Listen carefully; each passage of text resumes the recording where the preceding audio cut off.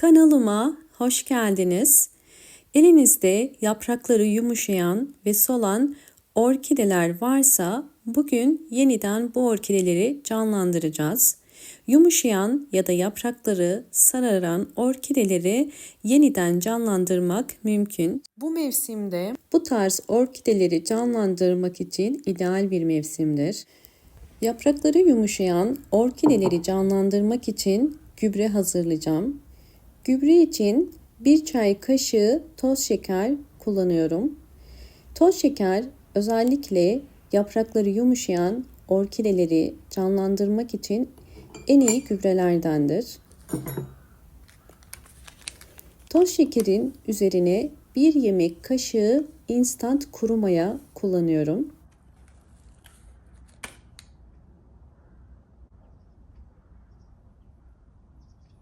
Toz şeker ve mayayı hızlı bir şekilde eritebilmek için üzerine kaynar su koyuyorum. Sizler sıcak suda kullanabilirsiniz.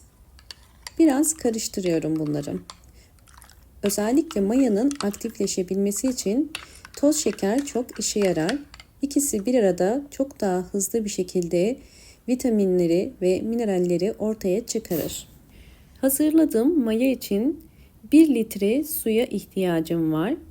Bakın 1 litre sadece su kullanıyorum. Sizler isterseniz 2 litre de kullanabilirsiniz. Şimdi hazırladığım mayayı süzüyorum.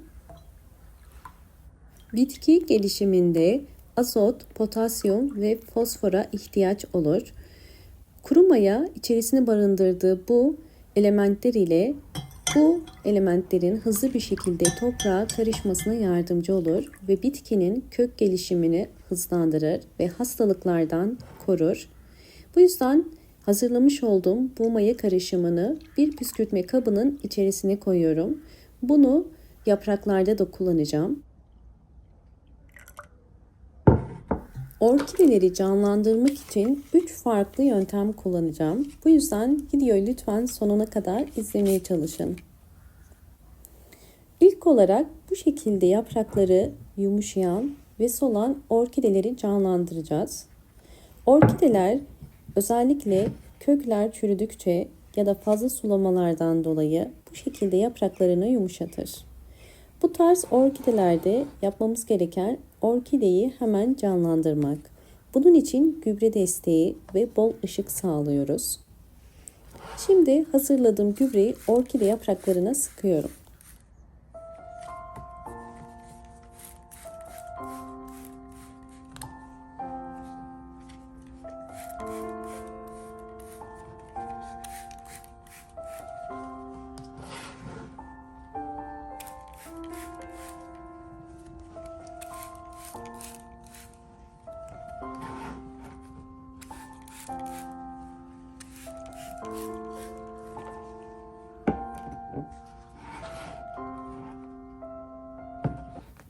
Orkidenin çok fazla gücü olmadığı için çiçek dalını kesiyorum.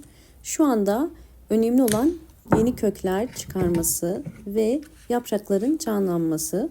Bu yüzden sadece yapraklara gücünü vermesini sağlayacağız. Bu şekilde su püskürttükten sonra bir pamuk ile mutlaka orkidenin yaprak aralarını silin.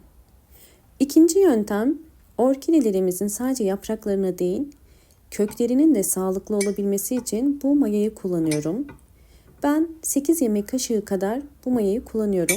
Ayda bir kere bu maya karışımı gübreyi orkidelerinize ayda bir kere verebilirsiniz. Bu tarz gübreleri lütfen çok vermeyin. Verdiğiniz ölçü çok önemli.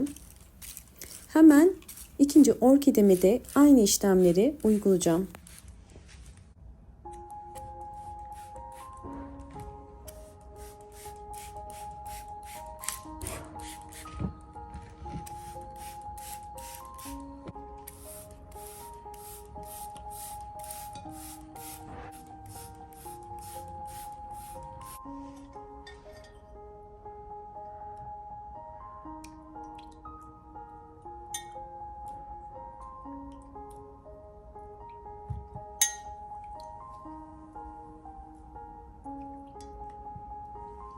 Orkideyi yapraktan gübreledikten sonra mutlaka pencereyi açıp bir pencere kenarına koyun. Ya da benim gibi direkt balkona koyarak orkidenin üzerindeki suyun kurumasına yardımcı olun. Ve sizlerle bu orkidelerimin gelişimlerini de paylaşacağım. Hemen sizleri sonuçlarla baş başa bırakmak istiyorum.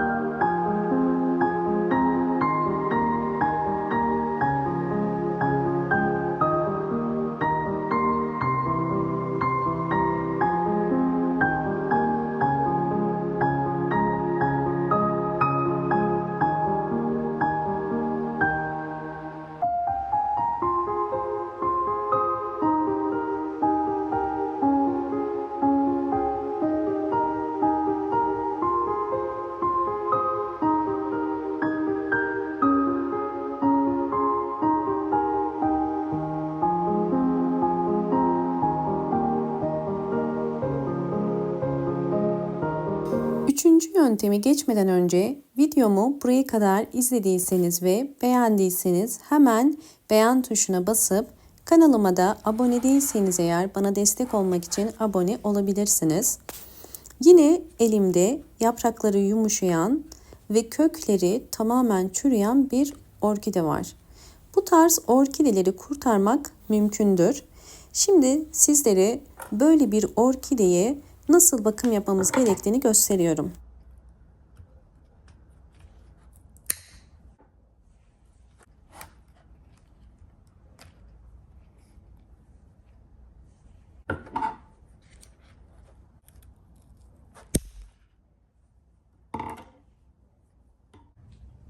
Orkidenin bütün kökleri çürüdüğü için toprağından ve saksısından çıkarıyorum.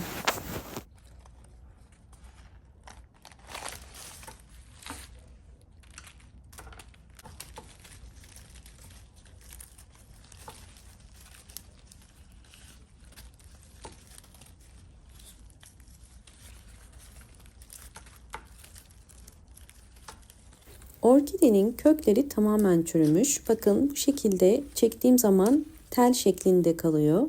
Bu orkidenin tüm köklerinin çürüdüğünü gösterir. Böyle bir durumda bütün kökleri keserek orkidenin gövde kısmını iyice temizliyoruz.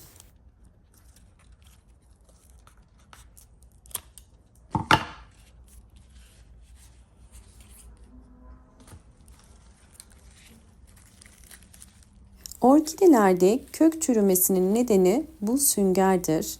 Bütün orkidelerde bu sünger vardır.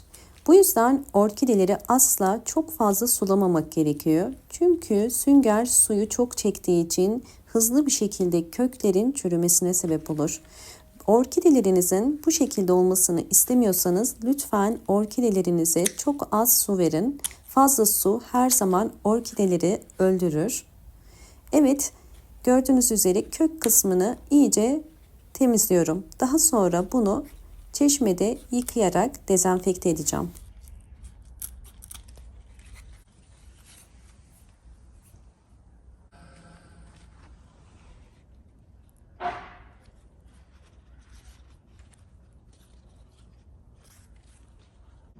Yaprakları yumuşayan ve köklerini kaybeden orkideyi canlandırmak için mayalı su ile dezenfekte edeceğim.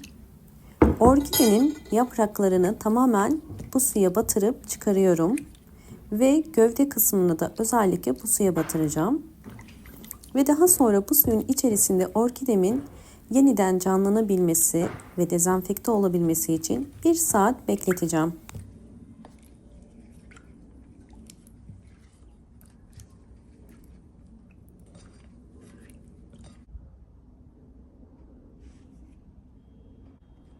Mayalı suda 1 saat beklettiğim orkideyi çıkarıyorum. Orkidemin kurumasını bekleyeceğim. Bu işlem önemli. Evet, 1 saat orkidemi serin bir yerde beklettim ve gördüğünüz üzere üzerindeki mayalı su kurudu. Şimdi orkidemizi canlandırabilmek için ters su kültürü uyguluyorum.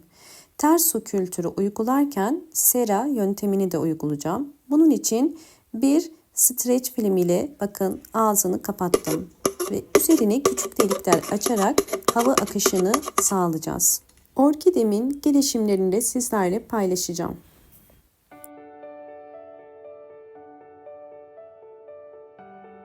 Eğer videomu buraya kadar izlediyseniz ve beğendiyseniz hemen beğen tuşuna basıp kanalıma da abone değilseniz eğer bana destek olmak için abone olursanız çok mutlu olurum.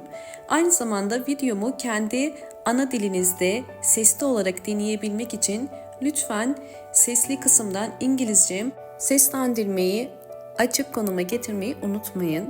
Videomu buraya kadar izlediğiniz için teşekkür ederim. Hoşça kalın, sağlıkla kalın.